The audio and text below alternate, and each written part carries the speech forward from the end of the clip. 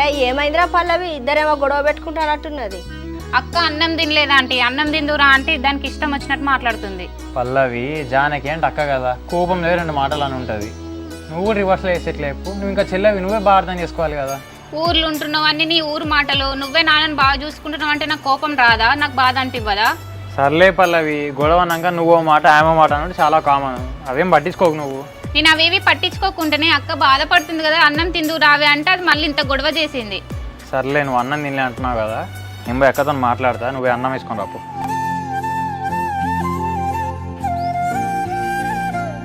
కొడుక ఇక మామ ఫోన్ చేస్తాడు, మాట్లాడతా. హలో అక్క, ఏం చెప్తానులే, తిన్నారానే? ఏం తినుడు తమ్ముడా, నిన్నటి నుండి వాడు అదే రాని తోడు కూర్చున్నాడు.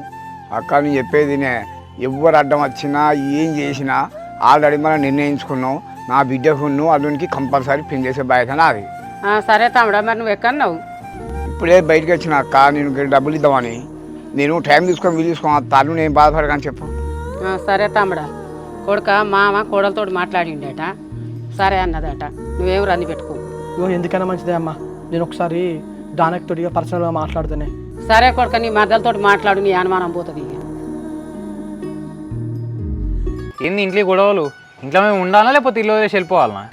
ఏంది పిల్లగా, ఏదో పెద్ద మేము రోజు ఇంట్లో గొడవలు పెట్టుకున్నట్టు మాట్లాడుతున్నావు. నువ్వు ఇంకా అదే కోపం మీద ఉన్నట్టున్నావు కదా, కొంచెం ఆ కోపం నుంచి అలా బయటికి రండి మేడం.